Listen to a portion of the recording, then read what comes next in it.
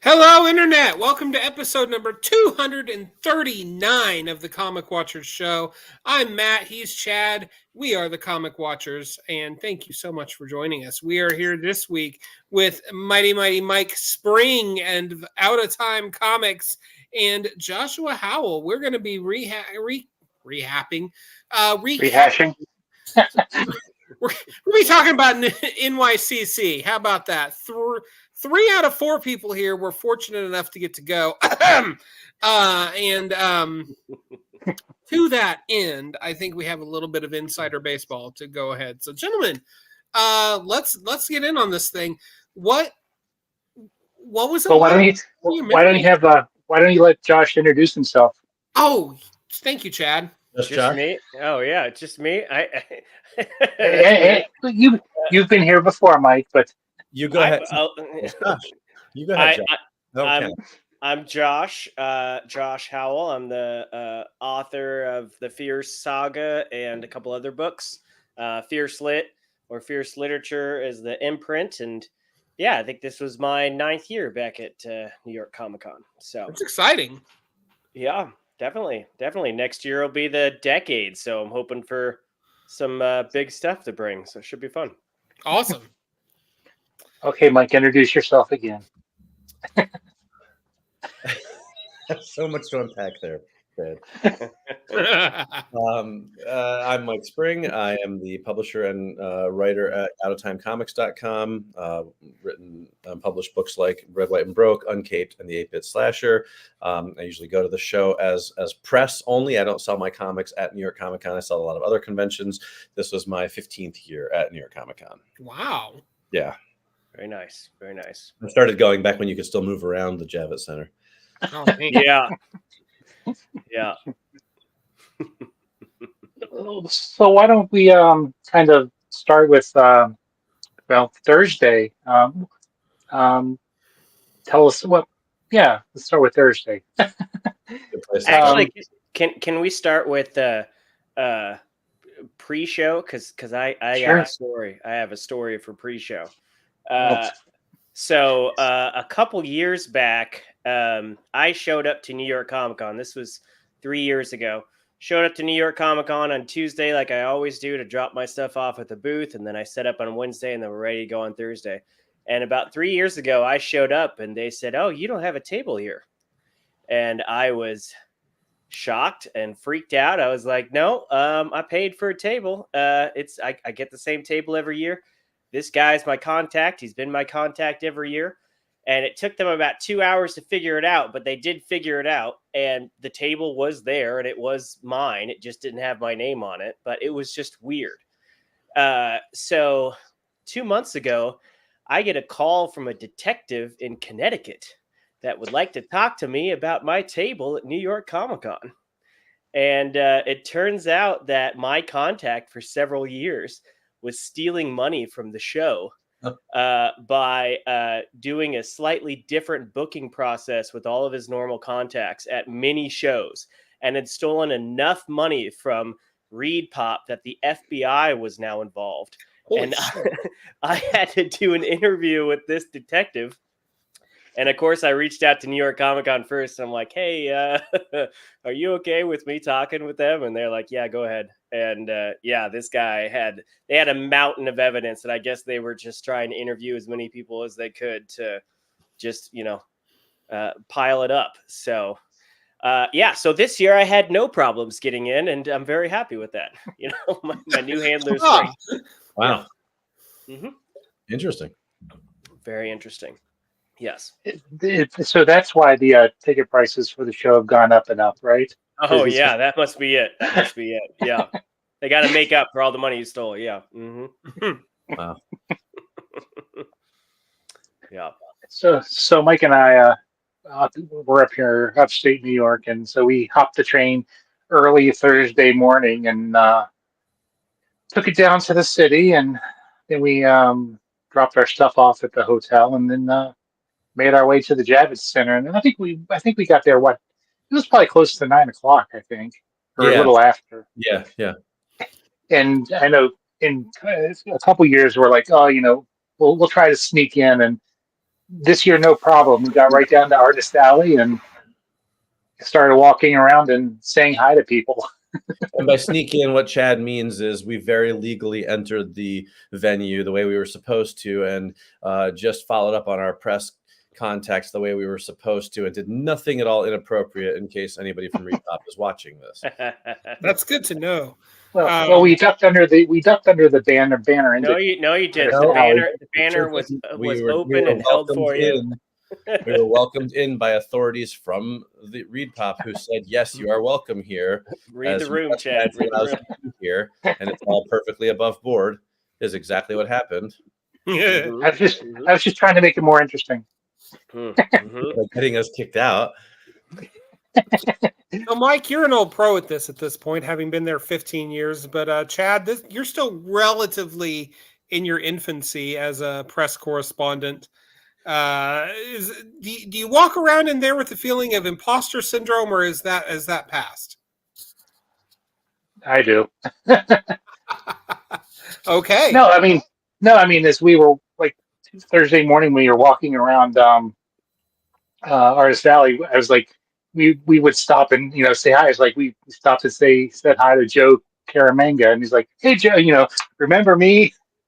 we just talked. He's like, "Yeah, I remember you," and we talked to see. Yeah, your asshole co-host kept mispronouncing my name.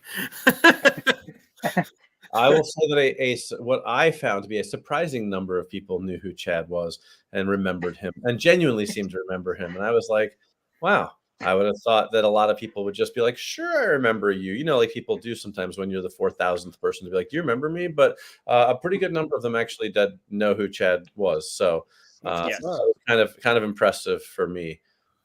Because I do interviews not with the comics people, I do them with the TV and movie people who you get to talk to for about 7 minutes and then you never see them again, and so they, even when you interview them a second time a year later or 5 years later, they have no idea who you are because you're just one of an endless sea of journalists. There's no chance to like build a relationship with them, so it's cool to see Chad walk around, have everyone know who he was. Well, the day Chad shaves his beard and maybe comes in a cosplay, I won't recognize him, but I do. He usually catches me off guard, but when he comes by the table, I usually recognize him. Yep. I'm sneaky like that. Good job, Chad. But no, I mean, it was well, Mike made a new friend who's been on our show once or twice. Yeah, Dave Baker. Who's a writer and artist for several of his, and Nicole Go. Yeah, I don't know. UX. You pronounce that how you want to, I guess. But Dave and I got to talking, and we're like kindred spirits. I was like, Dave's my new best friend. I don't know if he knows this or not, but he is. So he better get used to the idea. So yeah, we spent like half an hour talking about like obscure movies and stuff like that, and we had a blast. So yeah, we did make a new friend. Cool. And turns out they took a trip down to my neck of the woods, where I'm originally from, and that was fun to kind of hear them talk about their experience in West Virginia. Hold on. If I said to you guys that I went to a place called Tudor's Biscuits, right? Tudor's Biscuits in West Virginia, and then we're repeatedly telling the story about people at Tudor's Biscuits saying, y'all want taters with that at Tudor's Biscuits. Tell me, how do you spell Tudor's? I want to know from both of you. Matt, how do you spell it? Tudor. Are you from there? That area? No. Okay. Josh, how do you spell it? I would have spelled it like tutor, like a school tutor. So not that. See, I guess I'm weird. I had in my head tutor like tutor, Toote. Makes perfect sense for a biscuit place in West Virginia. I mean, that sounds pretty on brand. In all fairness, none of those make sense for a biscuit place. You're right. So do you spell it with a T or a D? How do you spell it? It's with a D, Tudor, it turns out. But in my head, I'm hearing this story and I'm thinking about this place as Tudor's, like Tudor's Biscuits, yeehaw.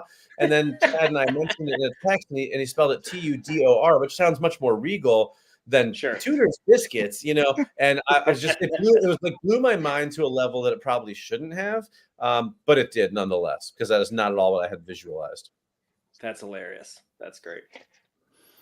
So, Clarify. Josh, tell us about your experience, because you're on the main floor of the Yep. show, and that's usually one of the places I not try to avoid, but spend very little time. Mm-hmm. It was a good year. I kept the same table for years now, and I love it. It's heavy traffic. It's right on the edge there. They've done better about. There used to be the Pop Vinyl spot near us, and then that's no longer there. They have Pop Insider now, but the line isn't as crazy as it used to be. So there's good steady traffic. I'm on a corner, and I usually bring a friend that can help tackle both sides of the table, and it's a great spot to be. The year I leave, I'll never get that table again. But yeah, I like it. And then I get lucky every once in a while. A celebrity will walk by, and if I'm paying attention, I'll be able to snag them and say, "Hey." I mean, celebrity in my eyes, but the Viva La Dirt League guys from New Zealand were there. There's some YouTube sketch guys that I just absolutely love. And apparently they had a table there selling their comics, and they had multiple panels, and I had no idea. And just randomly, 2 of the 3 walked by my booth one day, and then I went and met them the next day at one of their signings. So that was kind of fun. Just random, seeing somebody I watch on YouTube a lot walk by my table. Mike, did you? I know we kind of talked. Did you get to venture on the floor any? Yeah, Thursday and Sunday were the days I got to the floor. Friday and Saturday I was doing interviews the entire day. But Wow. I did venture out. Thursday I spent mostly in Artist's Alley because I was trying to get some artwork before it was either gone or the lines were too long. But Sunday I got out on the floor a bit. I did not see all of it. There was parts of it I missed. Obviously, I just had limited time, So and much. I was trying to get around and get some of my comics to some of the editors at some of the indie companies like Mad Cave and Vault and some of those types of places. So it was a little bit of business, but I spent a little bit of money as well. But yeah, I did, and it's always fun to be on the floor, and just there's just so much stuff. It's overwhelming, in a fun way. But you just, every single booth you walk by, you're like, yeah, I could drop $1,000 there pretty easily, and I don't, luckily, well, because I can't, but yeah, I got a little time on the floor. It was pretty cool. Didn't see everything I wanted to. I didn't get to all the booths I wanted to, but one of these days. I one of the guess. things. Go ahead. I was gonna say, Mike, who are some of the folks that you got to interview?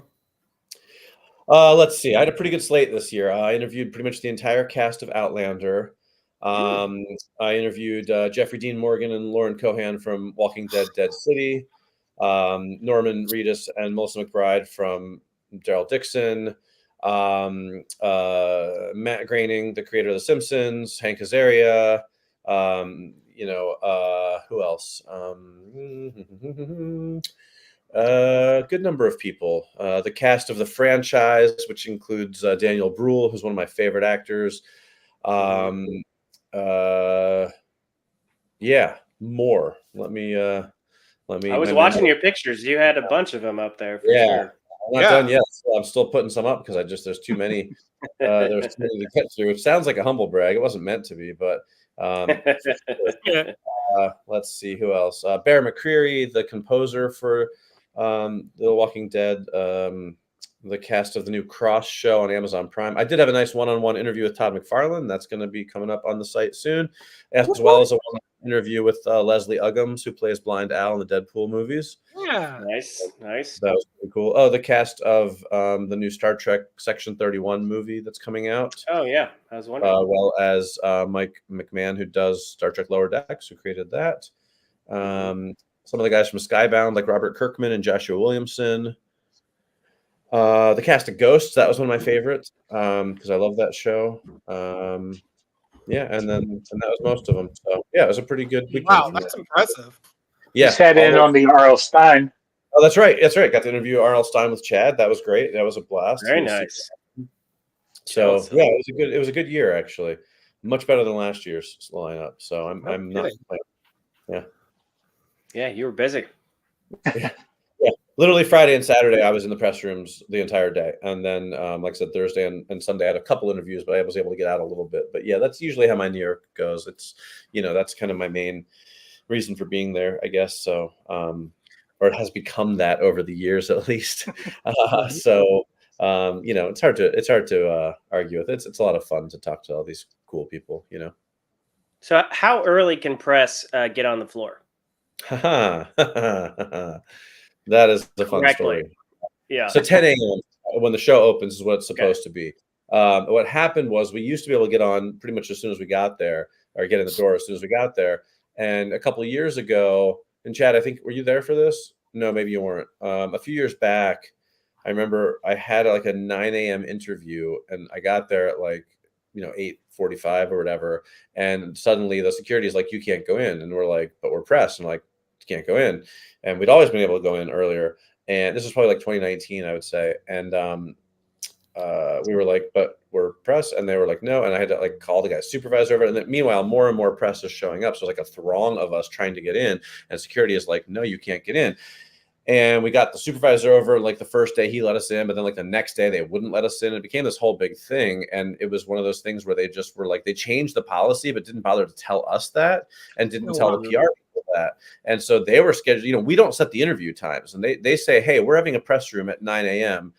Do you want to be in it? And it's like, yeah, we don't get to go like 9 a.m. doesn't really work for me. Could you make it 30, right? I mean, these are the like Netflix tells you a time to be there. You don't barter with them, Now it's become the policy, so now nobody schedules interviews early.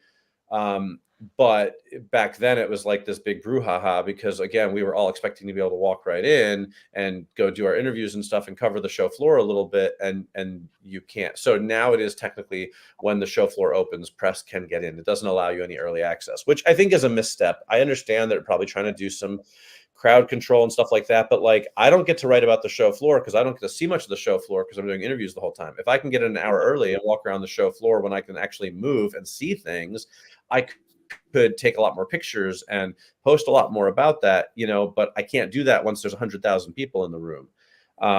So I think it's a misstep on their part, but it's not, I don't make the rules. So.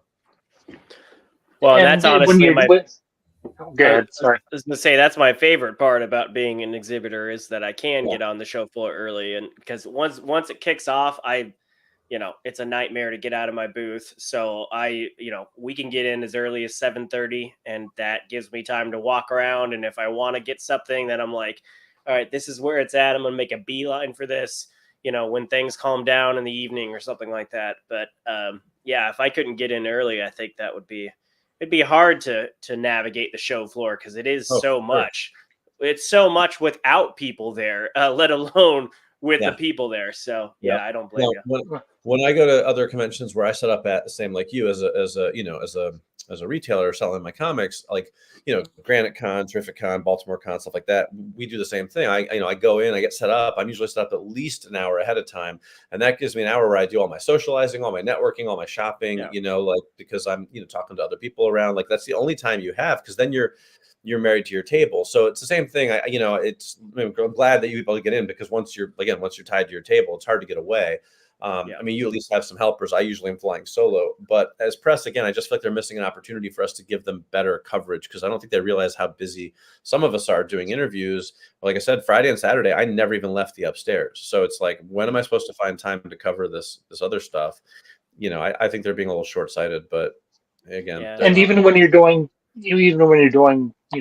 trying to do interviews on the show floor, it's so loud, and you don't want to take people away from selling their stuff or interacting with the fans, but you also, I mean, even though they schedule, I did a couple of the booths there, like Thrill Joy, which is a new Funko type toy, Mondo, which is also collecting toys and stuff, and there's just so many people when they put all like the Mondo and the Funko, and then when everybody's there, everybody's over there, and it's just, Oh yeah, large people. lines for that. Yeah, it's Yeah. crowded. Mm-hmm. Yeah, I wish they did a little bit differently. But that said, I'm not criticizing Reed Pop because I love Reed Pop and New York Comic Con. In case anyone's They listening, put on a good show. There's always ways to improve. It's a good. I do love the convention, but yes, I mean, Yeah. I just think there's a couple of things they could do a little better in terms of how they treat the press. But I think we're very low on the totem pole for them, so it is what it is. I did somehow manage to find my way back to the back part of the show floor, and it's like that's where all the weird stuff is. There's weird stuff on all corners of that show floor. You just gotta be happy to be looking. You'll be walking by a t-shirt booth, a button booth, a booth with a couple porn stars in it, and then a sticker booth, all in the same aisle. So it's and then like a rock booth or something. Oh yeah, it's a little bit amazing to me, and I think it speaks to the size of the show. How there's always a good handful of things that happen at the show or people who are there that you never even know about till after the fact, and and this year more than ever, usually I kind of give a cursory glance at like the guest list to make sure if anybody's that I like is going to be there, but this year I went through like the show exclusives because I found out that some of the booths who had like some of the like B-list actors and stuff who had them at their booth, they weren't listed in the guests part, but they were listed in the show exclusives part. And I went through all of that stuff. Right. And then Saturday night, I'm on Facebook and I see someone posting a picture they got with Jeanette Goldstein, who played Vasquez in Aliens, who I'm a huge fan of. And I was like, oh my gosh, I didn't know she was at Comic-Con. So I after searching around trying to find information about it, finally I ended up on her page, and I see, of course, her post from that morning saying, "Today is my last day at Comic-Con. Come see me." And I'm like, well, great. Like, I mean, she was there for 3 days. I had no idea. I had no idea. I would have made a beeline for her booth. I went first thing Thursday when I had some time on the floor. I went right over to one of the booths, had two of the actors from The Warriors, one of my favorite movies of all time. And they had two of the guys. Yeah, right. And they had two of the guys. They had Vermin and Cochise. And, I got an autographed photo. I got pictures with them and everything. And I was right there for that because I love that. And if I had known she was there, I would have done the exact same thing. But no clue. There's so many things that happen that you don't even know about until after the fact. It's amazing to me that there still isn't a better way for us to kind of get all that information, ahead of time. I guess it's just the sheer size of it, of course, but still, it's like, how do you not know that someone like that is there, Well, I mean, I'm on 3 different New York Comic-Con fan pages on Facebook, and I still miss so much stuff. But I did see, like the booths that had a lot of the Power Rangers, they put stuff on there. There was one booth that had Hercules and the Red Ranger, and I walked right by him one morning, and I had no desire to talk to either of them, but they were there. And Kevin Sorbo, Hercules? What's that? Yeah, he was. Kevin Sorbo was there. Really? Yeah, I walked right by Kevin Sorbo and the Red Ranger, the original Red Ranger. Yeah, I recognized him when I walked by him one morning, and I was like, no, I'm good. But they were there. And I found out about Vasquez as well on Sunday, and I was sad too because I would have done the same thing. So absolutely, yeah. There's so much stuff going on there that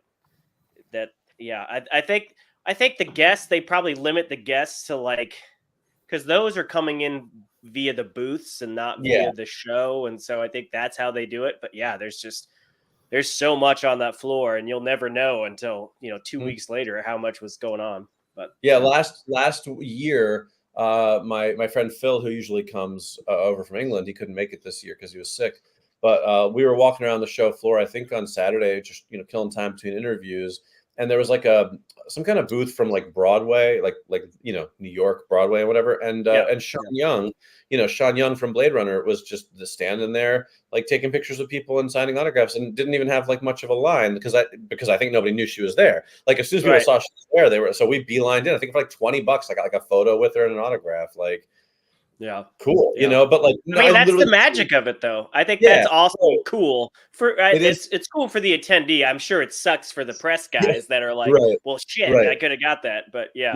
But I mean, it was definitely cool. I just turned a corner. I'm like, oh, there's Sean Young, and I'm like, is she taking pictures? I'm like, yeah, it's like $20. I'm like, okay, cool. And I ran and grabbed my buddy, and we came back and we got pictures. We got it right before she left. But I do also wish sometimes that there was more of a way to kind of just track all that stuff in one place so that I can not miss people like Jeanette Goldstein, because that would have been nice. But oh well.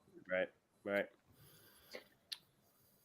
I know that I did an interview at the Atlas Comics booth, and I made sure to avoid it when John Voight was there. Oh, Voight was there, really? Really? Yeah. I didn't know Yeah, I that. heard about that. They had a cool booth, the Atlas booth. That was pretty neat what they put up this year for I their don't was think it their I found 50th? it. It was deep in the middle of the floor, but they had a pretty cool like 2-level setup, and it was nice. That's cool. One of the places I always like to stop by on the floor is the Alex Ross exhibit, even though it's usually the same. I know Sal Abernathy, who's his like sells his art and stuff for him, and so he's always there, and he's always fun to catch up with. Yeah. Little known fact: the highest viewed episode of this podcast ever was with Sal.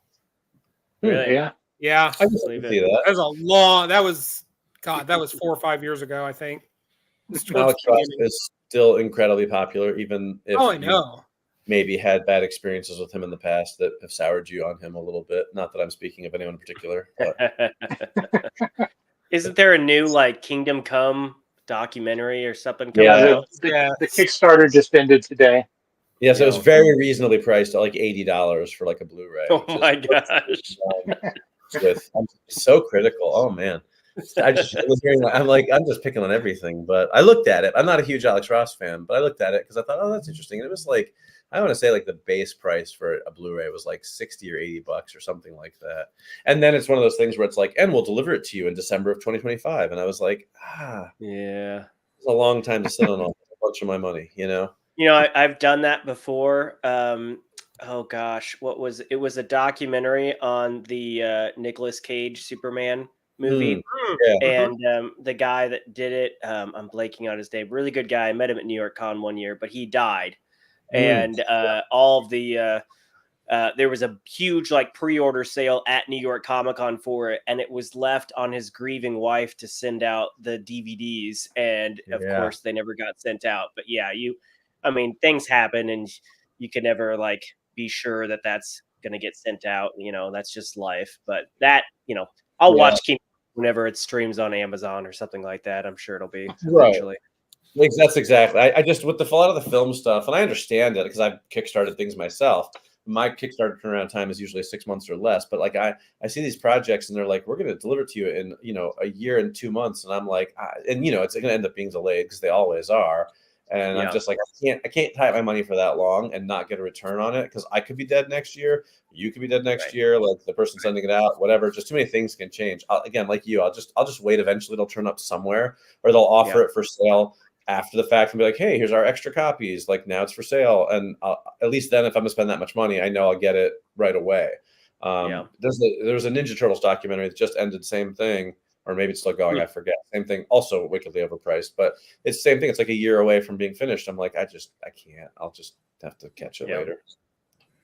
Well, and that was something that I had to do at my booth this year. I've had some really hard writer's block and some life events that was really stopping me from coming out with a new book. And I've been hard working on this new book this year, and I desperately wanted to debut it at New York ComiCon, but editing delayed it till December.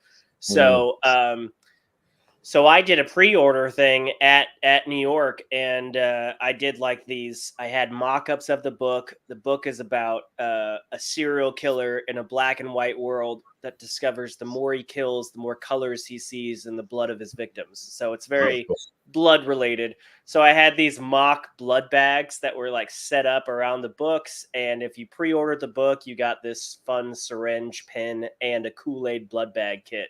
To like with a water bottle and Kool-Aid in the blood bag, and you could make it and walk around the con with it. So I wanted to, I couldn't imagine doing a pre-order, even if I'm 100% certain it comes out in 3 months. I couldn't imagine doing that and not putting something in their hand, so I had to come up with something. But because I don't care if you're from New York or you're traveling like most everybody. Nobody wants to spend money at New York ComiCon and then not walk away from that table with something in hand. So Yeah, absolutely. Truth. I agree. Yep. I know Mike got a chance to name drop some of his interviews, so I'll go ahead and name drop some of mine. Yeah. Let's see. In Artist Alley, I talked to David Pepos, who big fan of the site of Comic Watch, and Oh, he loves us. Big friend of the show too. he just wants somebody to read and review Space Ghost, so we got to get on that. We have a writer, if he would come back from his little break, and I'm not going to name names. He's got real life stuff going on, and I gotta cut him some slack. I know. I'm just. Let's see. I also talked to. I was talking to my press contact and got interviews with Jeremy Adams. He's pretty cool, and he was sitting next to Tim Sheridan, and we sat and talked for about probably 11 minutes. Nice. About stuff and about his Green Lantern and future plans. Talked to Mark Guggenheim, Alex Segura. A lot of these people. I also on Friday morning I got to go to the Comixology.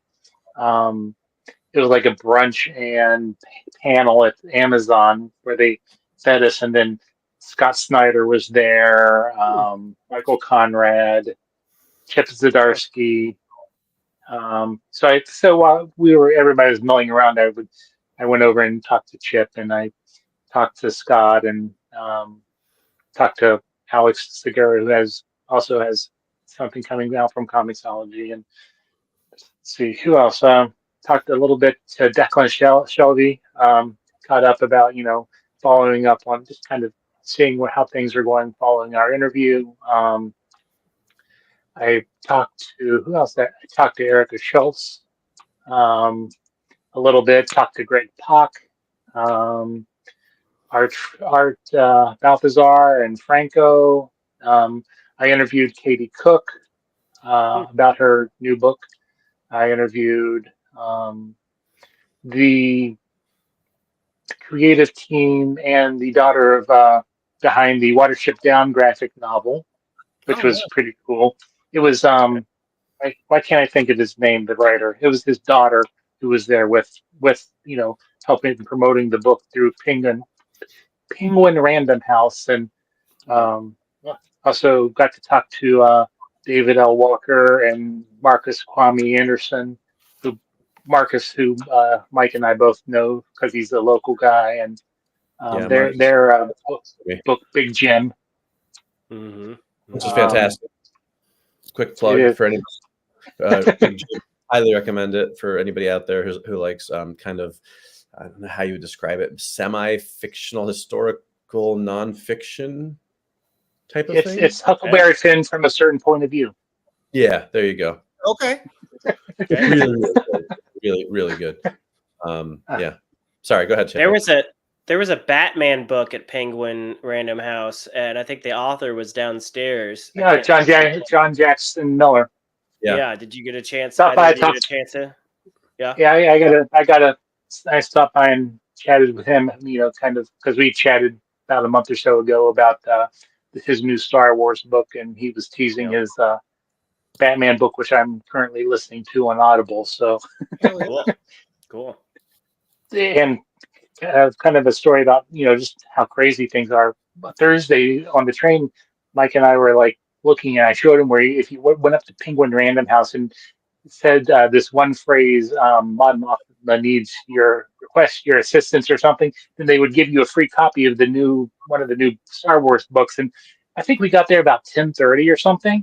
10:30 on Thursday. Yeah, half an hour into the show. So we finally find the booth, and so we're like, oh, we're supposed to give you this phrase. Oh, we're already out of those books. Wow, the free books. 10:30. That's crazy. Yeah, and it wasn't like you could just walk up and ask for the book. You had to have this phrase, which Chad found on social media. And they're like, oh, we have the other book, the Chuck Austin book. I was like, oh, can we get one of those? And they're like, you need the secret phrase for that. I'm like, really? I had the first secret phrase. We were out of the book that I was supposed to get. You can't just throw me a bone here. Right. Come on, man. So this was a new book or a not yet released book? Yeah. One of the It's- upcoming, okay. I think, for the just It's out. it's upcoming. Yeah, it takes place. It follows like Mon Mothma, Saul Guerrero, and Bail Organa in the early days of the Empire. Oh, nice.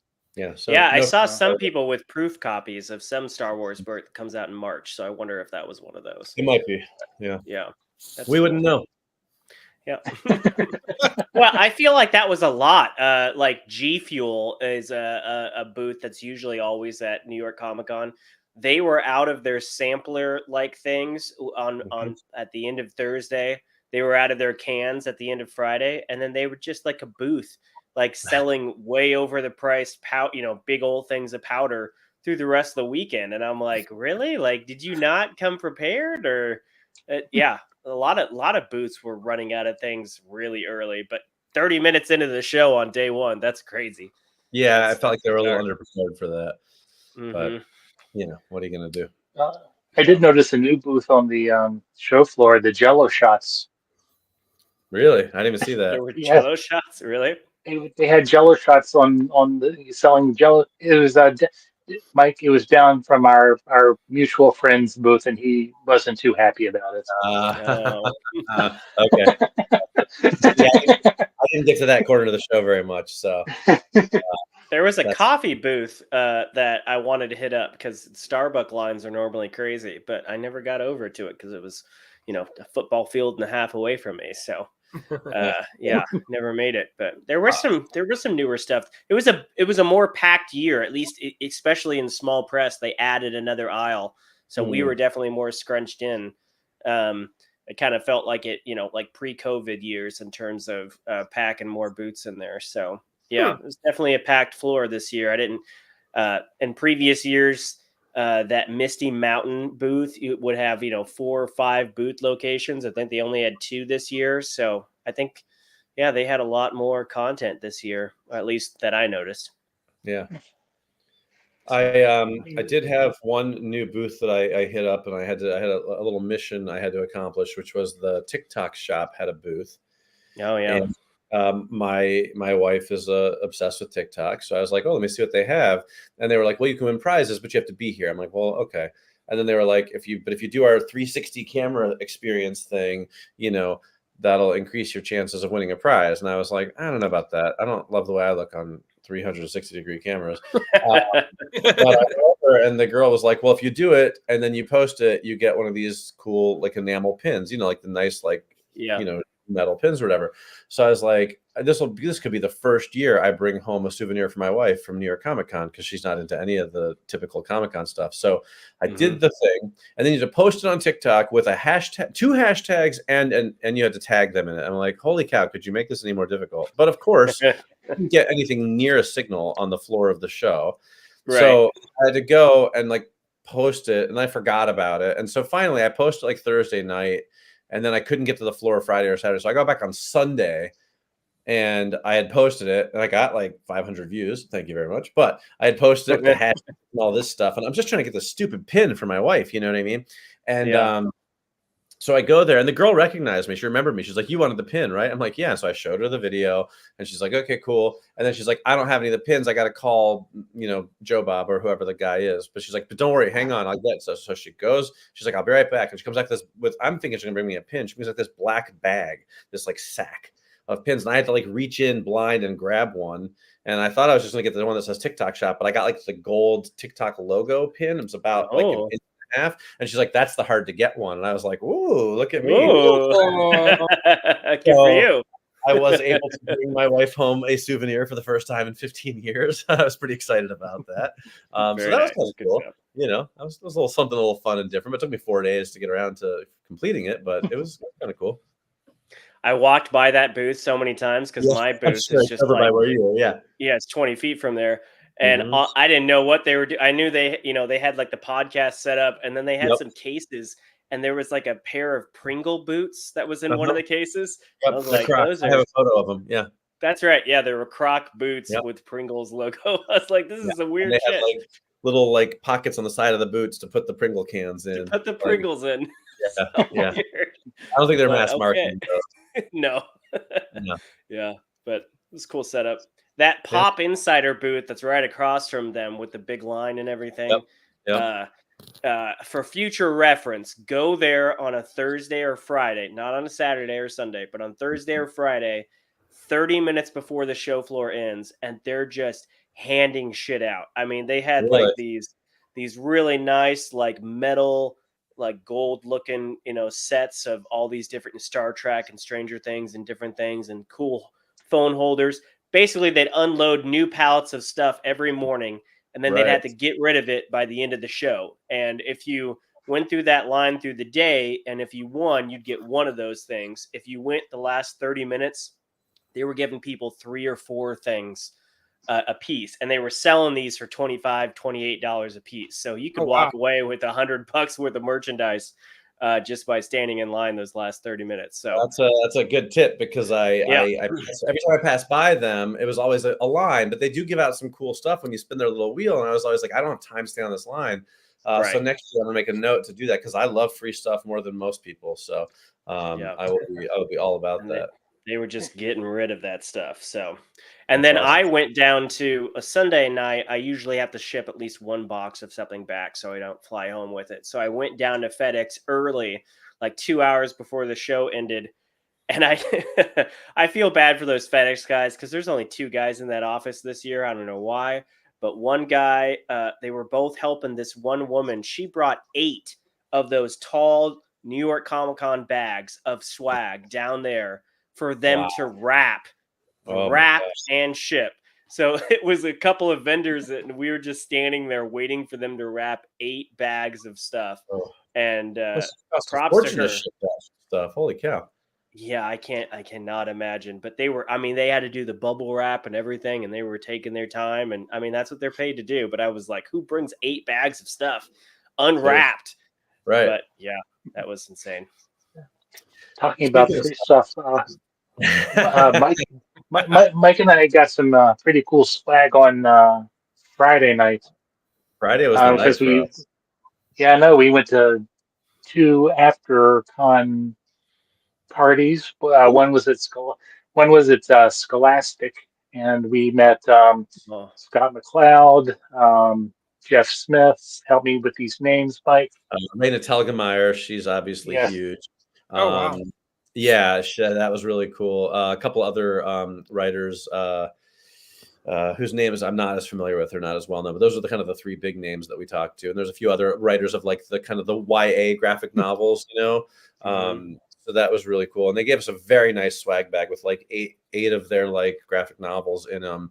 And a lot of them, I think 4 of them, I want to say 4 or 5 of them were uncorrected proofs of books that are coming out like next year. So I have a nice stack of those waiting to read, because I love that stuff.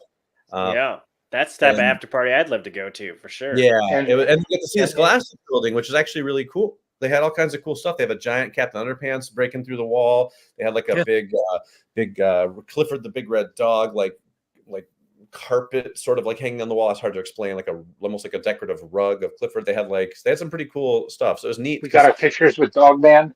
Yeah, exactly. So it was a neat building, and Scholastic is such a great brand for books, and I think everyone grew up reading stuff from Scholastic and book fairs and all that. So it's neat to see their headquarters. Yeah, so that was cool. Tell them about, before the party, they had like a little discussion with the authors, and one of the questions was because they were talking about Bone, and they got mad. I'll let you tell the story. They had like Raina Telgemeier, Scott McCloud, and 3 other authors up on the stage doing like a little Q&A for about an hour, just talking about like what's coming up in their books and how they get started and things like that. And then the moderator goes, okay, so we have a trivia question about Bone, because we're talking about Bone, and there's a prize for whoever gets it. And she says, now, what was the name of the 3 Bone cousins? And I'm like this, because I'm a huge fan of Bone. And then she and I was like the first person with my hand up pretty much. But then she points to this guy in the front row and was like, what? Yes, go ahead, sir. And he's like, was there 3 cousins or was there 4? And I'm like, there's 3. Like everyone knows that, whatever. And then she's like, oh, well, you should know Jeff Smith. And it was Jeff Smith, of course, the creator of Bone. So she calls him up on stage. And I'm like, oh my gosh, Jeff Smith is here. That's awesome. But I want my prize. Like, I know the answer. And there was no prize. It was all set up. It was all set Yeah, up. it was all set up, and I'm like, okay, that's all cool that he's here and everything, but I want a bone prize because I knew the answer to that question, and very few other people in the audience did, and I felt a little bit gypped. But then I mean, they did give me the swag bag and free food and candy and alcohol, so I guess I can't complain too much. But still, afterwards, I was like, I want that prize. I want like a complete set of Bone graphic novels or whatever you were going to give away, but I know they weren't really going to give something away. But I said to Chad, I'm like, but I'm a little mad I didn't get my prize. Yeah. Was this a press only after party? Or not? It was like press and pros, I think. I'm not sure exactly who got invited. I know there was like a little under 300 guests because they didn't have a name tag for me, even though I was on the list. And the girl specifically said, we have 270 of these name tags, so it's hard to find people's. A lot of press was there, so I don't know if it was all press, but I think there were some other people who maybe were, related to the industry or like professionals or stuff like that. Well, I got to try to get on that list next year. That sounds fun. Yeah, it was great. It was very cool.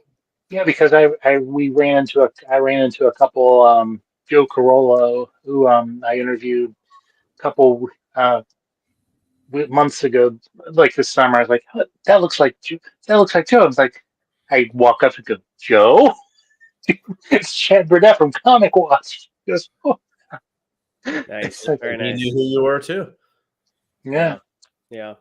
Well, I didn't see any after parties this year. There weren't as many of the public ones that there were in previous years. So I just went to 3 Broadway shows this year, and I normally try to do at least 2. And I scored great ones. I saw Catherine. Captain Janeway. She was Kate McGrew. Kate Mulgrew. Yeah, I don't know why I was messing that name up, but Kate Mulgrew was in an off-Broadway play called The Beacon, so I got to see her there, and I got her signature on her book. That was pretty neat. I saw Emmy Rossum in a sci-fi play called Walden. That was really fun. And then I scored last-second tickets to Robert Downey Jr.'s play. Really? Yeah, he had it was 2 kind of off-Broadway plays, and then his play was at the Lincoln Center, and it just had this magnificent set with all these things coming all over the place, and it was called McNeil, and I had no idea what it was about. I just knew Robert Downey Jr. was in it, and also Jan from The Office, and I was like, I have to go to this. And it was about an author who just won the Nobel Prize and was abusing AI to write his books and stealing stories from his family. And I was like, this is right up my alley. I love this. Cool. And I got lucky. Those tickets, like the nosebleeds were going for like $400 to $600 a pop. And I found an $80 ticket on Vivid Seats like 3 hours before. So I got lucky. But that was great. So I didn't get to interview the celebrities, but I got to see them on stage. So I'm happy. That's cool. I think the only reason we get invited to a lot of these the after parties we get to is most of them are press invites. It's not we're not quite cool enough to get the insider parties. Oh, you're plenty cool, Mike. You're plenty cool. Like the Throwjoy party was definitely a press one. Yeah. I mean, press insiders. There's definitely some other toy makers there, but yeah, that was a pretty crowded. But we did get I'm going to give Thrill Joy a little pop for a minute here because I was pretty impressed with them. I did go through their booth on Sunday morning and I did buy one of their toys. But Thrill Joy is for those people who don't know, is a new toy company. It's Ray, whatever his name is, I forget. Who used to be one of the main head people at Funko, took a bunch of the Funko Brain Trust people and with him and started a new toy company called Thrill Joy. And what they're doing is producing this line of toys called Pix. They are very much like Funkos, but like I would say Funkos on acid or slightly elevated Funkos. They're in a much more of a diorama packaging. They're much bigger packaging. They're a lot more expensive, but they're also all limited edition. They're not doing like the mass market like Funkos. I think they're only going to be available online at conventions and maybe some specialty stores. I learned a lot of this by talking to a guy in line at their booth on Sunday morning who is like obsessed with them. And he filled me in on their entire history and all of their stuff. It was quite interesting. But I have to say, I really like the toys. I have 2 of them now, and they're really high quality and they're really cool looking. And at the Thrill Joy party, as we were leaving, we got a swag bag that included a full-on Pix toy, and these sell for $50 retail, just as a base price, and then 2 other like smaller collectible toys of like their mascot characters. So I did bring mine here to show off, just to give people a sense of what these are. So this is Wow, look at that. Yeah. So this is one of the picks. This is the Huckleberry Hound. I got him for free. And I got the Chase. This is one of the Chase ones. Like 1 in 6 of them is a Chase. I mean, this thing is about, I'd say, a good foot plus long and probably about 10 inches tall. And like I actually, although I went to their booth, they have them out of the packaging. I think they look cooler in the packaging, much like Funko Pops. But most of the ones they had at New York were limited to either 3,000 or 5,000 pieces. And then there was a Chase 1 in 6. So this is a 5,000 piece one, I think. So this would be one of 500 Chases. But I love the packaging. It's hard to see on the video, but like he's in this kind of like 3D diorama behind him. It does have sort of the Chase, this is like almost like a wax seal, like a 3D seal on the thing. And then it gives you some information on the packaging, and like they're pretty stark packaging, but like, you know, I do really like the they look. And much like Funkos, I like that if I buy more than one, I can stack them as opposed to like taking the figures and having to put them all vertical. But I'm really impressed by the quality of the figures. And when I went through their booth, they had about 25 different figures out for New York ComiCon. And I went into the booth only because one of their launch figures is the Crow, Eric Draven. And I'm obsessed with the Crow, and I will buy any merchandise of the Crow that comes out. And it's generally fairly limited, so that doesn't, you know, but I was like, well, I can't miss the Thrill Joy Crow because it's going to be a New York Comic-Con. It'll be gone forever after this. So I went through the line. Luckily, I went early Sunday morning. I didn't have to wait too long. But then going through, they had all the other ones out, and I came very, very close to ruining my budget for the weekend because I was like, so many of them that I liked. They had like Tony the Tiger and like Mumra and Lion-O from Thundercats, and they had like a Vincent Van Gogh one, and all these cool ones. And they had some limited edition T-shirts. I got Harry Potter. You got a good one. You got Harry Potter. I mean, that's a good one. And I easily could have dropped $500 in that booth without even feeling bad about it because they are really, really cool. But I decided to stick to my guns and just buy the Crow figure. That one's really cool. But the Huckleberry Hound, like I said, they gave us free ones as we were leaving the Thrill Joy party. And had I realized how cool they were, I probably would have tried to figure out a way to get a second one. But I've been like, you don't need all of these, right? Can I have an extra one or something? I'm usually pretty good at that. But yeah, I'm really impressed with them as toys. I'm definitely going to try and follow them a little bit and kind of, you know, I'm trying to work out some things to do a little bit of, you know, coverage for them in exchange for some cool toys. But I have an interview coming up with the founder. So do you? Oh, yeah. Yeah. We'll have to discuss that offline, Chad. Yeah. I saw their booth. Their booth was really nice. It was great. They put Mondo right next to it, which I was surprised. Especially, but I wonder if that was an agreement between the companies because I imagine they're pretty competitive since Mondo owns Funko. But yeah, I think next year wouldn't surprise me if they're like Funko or if they go on a lottery just to get in because I think they're going to be more popular. Like right now, you could still just wait online and get in, like you used to be able to do with Funko. Yeah. Now it's several years. You can only get into Funko if you win a lottery, which puts people like us in the press out because you can't enter the lotteries if you're press, which is like, well, okay, so because I'm press, I can't go buy toys. Like, okay, whatever. Your money's not good, Mike. Yeah, exactly. But I won't be surprised if Thrill Joy gets to that point. I do. Get back in the press room. Really awesome. What's that? Well, it said get back in the press room. Yeah. They had quite a debut this year. I mean, they were like a sponsor on like the bags and stuff. And yeah, I was impressed with. I was also impressed by how little Funko I actually saw on the floor. I remember when that floor used to be like 40% Funko, you know, and now it's. I don't know if that's a reflection of Mondo's handling of them or not, but it's definitely gone down. There's not as much Funko on the floor anymore, which I think is great because. I mean, holy shit, you can only have so many booths that sell the same thing. It was getting too much. I think part of that is a reflection just of the fact that, you know, and listen, I love Funko, so I'm not knocking them at all, but they diversified so much and put out so many toys that it's impossible now. Like you could have half that floor be Funkos. You still can't get them all or even see them all. And I think people have sort of started to you know, because you can't collect all of the Funkos anymore. I think people have sort of maybe scaled back to doing like, I only collect very select Funkos now. Like it has to be from like one of like 5 properties that something, you know, the ones that I really, really love because there's just too much of it. And I think in terms of at least like, I know their booth was still huge, right? I think people love those exclusives, but I think in terms of the aftermarket, I think if you're going to set up a booth of just Funkos on the New York ComiCon floor and there's 20 other people who have them, you're going to have a hard time making your money back. So I think the dealers maybe dialed back a little bit on that, which is good. I think for the long-term health of the market, Oh yeah. Yeah. I did do some shopping on Sunday. I'm not a huge enamel pin guy, but I like to have some on like my jacket or on my vest or whatever. And Pin Club had a booth, and they had some newer stuff that was nice. But my brother and I play Helldivers, so I got him a Helldivers pin, and I got like a Last of Us pin. But they were going for like, $15-20 a pop. On the other side of the floor, there was a booth with just, large Tupperware totes of pins, and you could get 10 for like $25-30, and these were everything from super dime size to like giant ones, and they were all the same price. You just had to fish through the totes for them.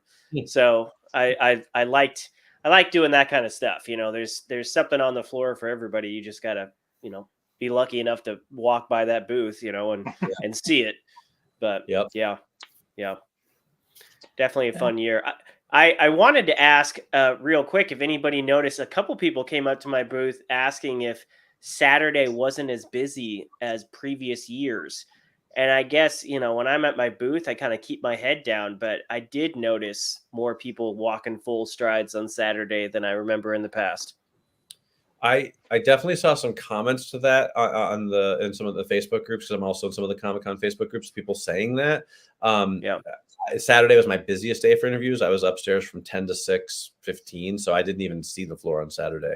So it wouldn't surprise me. I definitely saw more than a few people commenting on that. I feel like some of the Saturday crowd has shifted to Thursday. I don't know about the floor on Thursday. I didn't get to the floor, but Artist Alley on Thursday felt like a Saturday to me. Like it was jam-packed on Thursday. I think that what's happening, at least on Artist Alley, is a lot of the people who are the diehard art collectors are making sure they go on Thursday, because otherwise their favorite artists have booked their commission lists and stuff like that. So Artist Alley on Thursday used to be the day, like kind of wander around a little bit, kind of meet some people, look through the art books at your leisure.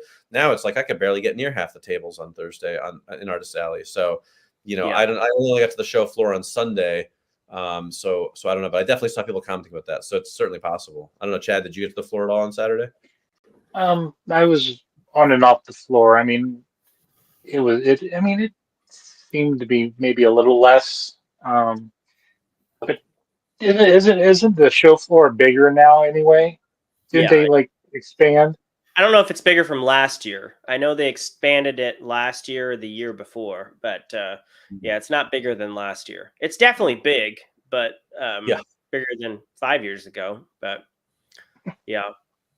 I mean, there's still a lot of people for sure, but Thursdays, I remember Thursday, 9 years ago, that was your chill day. That was more chill than a Sunday. And I'm sure I don't look at tickets anymore, but I'm sure they're back to offering 4-day passes. But there was a couple years there where you couldn't get a 4-day pass; you could only get daily passes.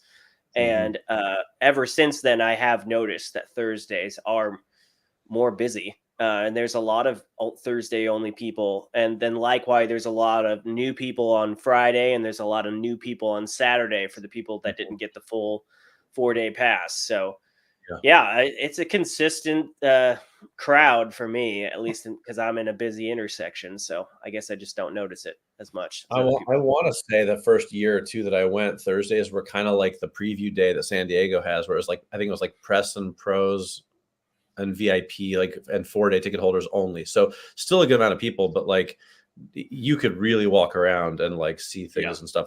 The first year or two. After that, I think they made it open to the public, and then it started getting more and more crowded. But Thursday used to be the chill day for sure. That was definitely my day to get all my art shopping done and everything like that, and very few press interviews. Now it's like, this year, I think actually this year they had a Wednesday for the industry. Did. I didn't know about it. There was a friend of mine covered it as press, and he wrote up a really good article about it. And I was like, I didn't know they had a press day this year. This is the first year they did it on a Wednesday. I wish I had known, because I would have gone down a day earlier and tried to cover it. You get to meet some cool people and stuff.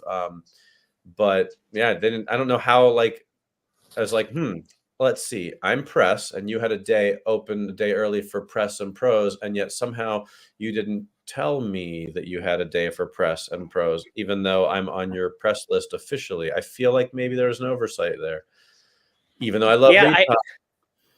I heard about that, but I unless I heard wrong, I heard it was just off floor events because the floor is I still think it crazy was. chaotic on Wednesday. Yeah. Yeah, I So do think he wrote in his article that he wasn't allowed to go on the floor, but they did have a bunch of like the different publishers did like presentations, and they gave out some really cool comics. Like he got some really neat like exclusives and stuff too. Just for being there, I was kind of like, oh, that would have been fun. Like yeah, that's too bankrolled bad. my extra day's hotel stay if it's a couple of those. Yeah.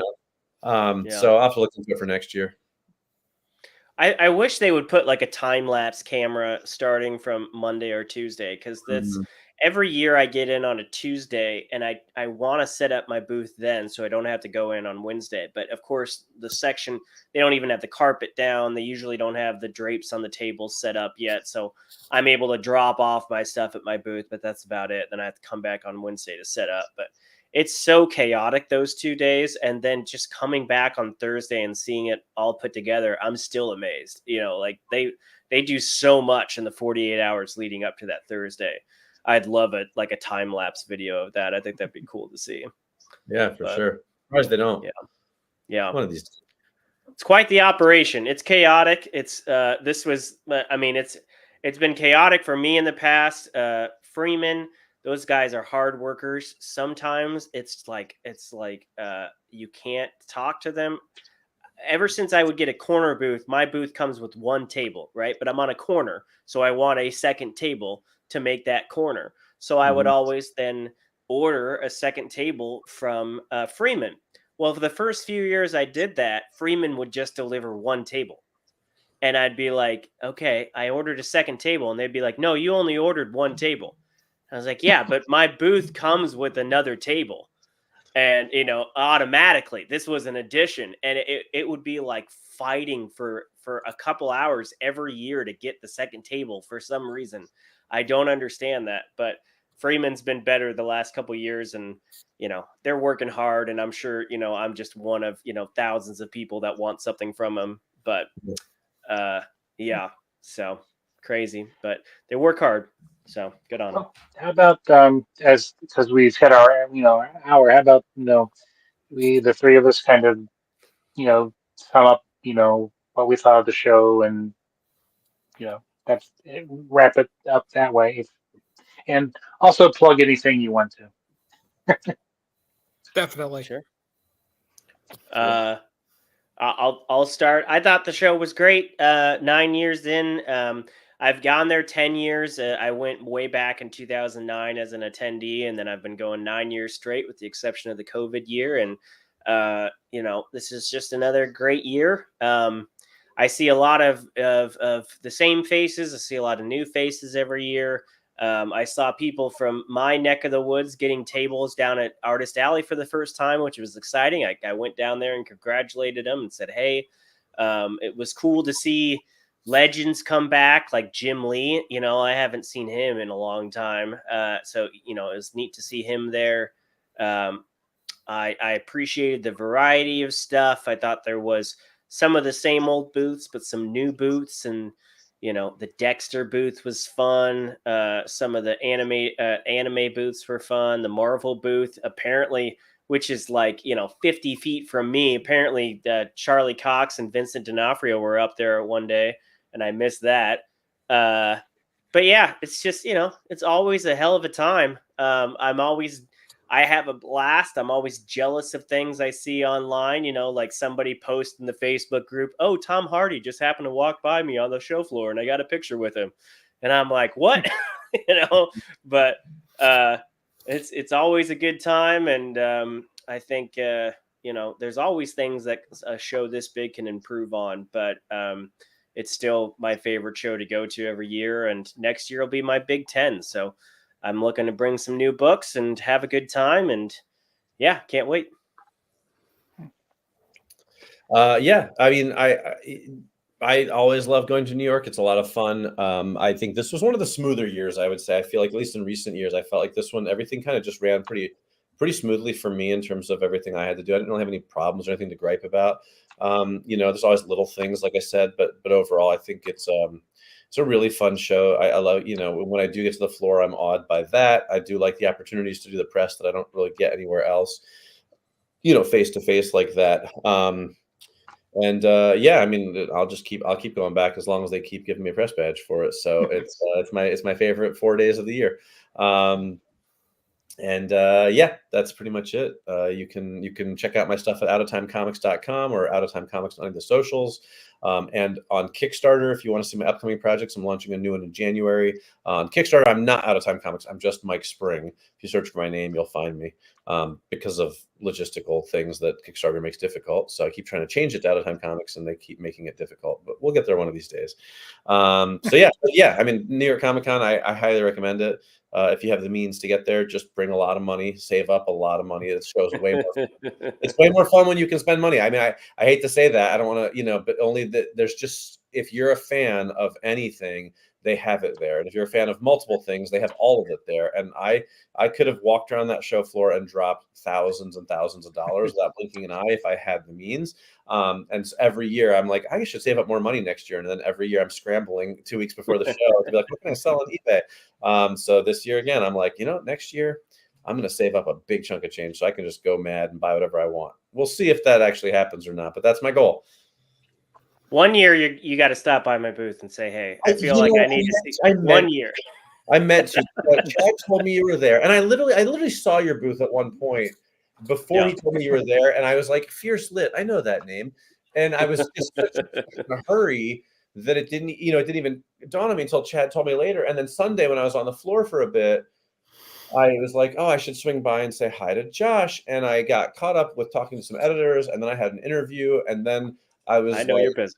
Done after the interview. I was like, no, I'm leaving. I had my stuff at somebody's booth. I didn't want to leave it any longer than I had to. And then it wasn't until later that I went, oh yeah, I'm a terrible person. But I did mean to. And next year I will definitely get there. I apologize. You're fine. I will say one advice for con goers.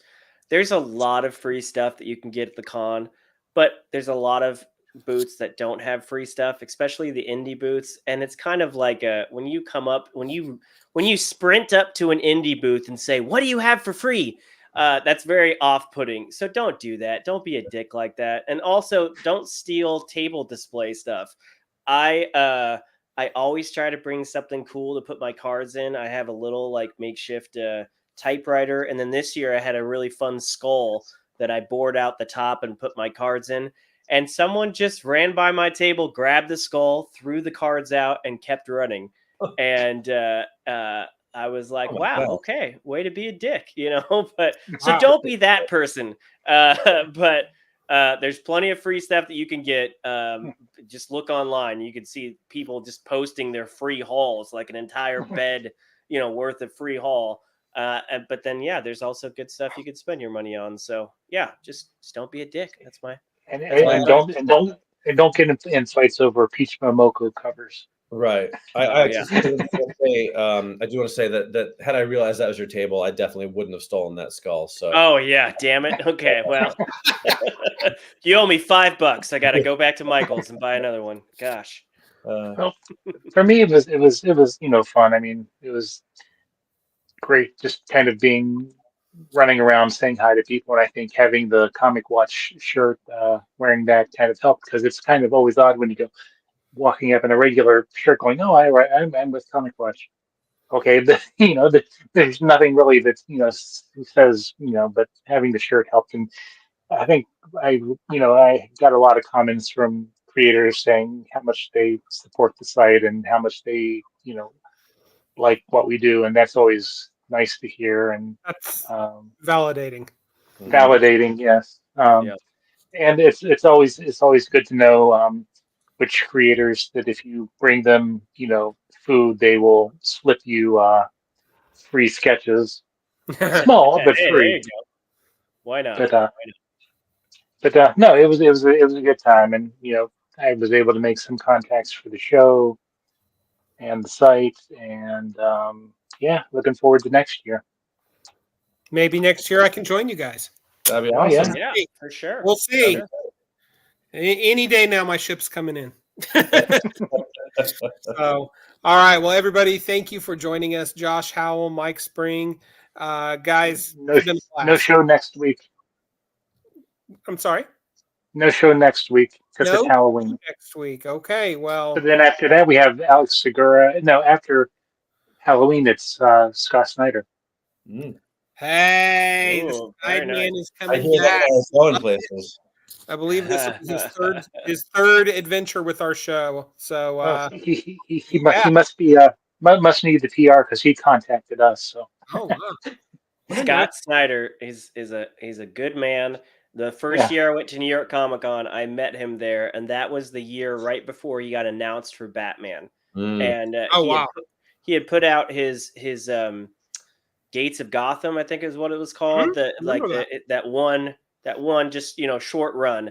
And I got online to see him, and I was like, I loved what you did in Gates of Gotham. I think it was great. He's like, what'd you think about the Court of Owls? I was like, I thought that was just for a new villain. I thought it was great. And he literally it was him and who's the guy that always Greg Capello, and he said, Greg, get out the pages, and they showed me the first couple pages of their first Batman issue a year before it came out at New York ComiCon, and I was just like, I felt so honored. I thought that was really cool. And then I've run Then you into ran him by at and other shows. Oh yeah, I and you ran ran by the yeah, table and that's exactly what I did. But he's a really good guy. He gets out on the floor sometimes, and he's just that's a cool get. So good on you. I'll have to watch that. Yeah, no doubt. I'm kind of got the goosebumps happening. But thank you all for listening. Thank you, gentlemen, again for joining us. He's Chad. I'm Matt, and we're the Comic Watchers. This is our show, and we will see you in 2 weeks. Have a safe and happy Halloween, everybody. and just check the site out for the coverage for our full coverage of New York Comics. Absolutely. Absolutely. That's comic-watch.com. All right. Cool.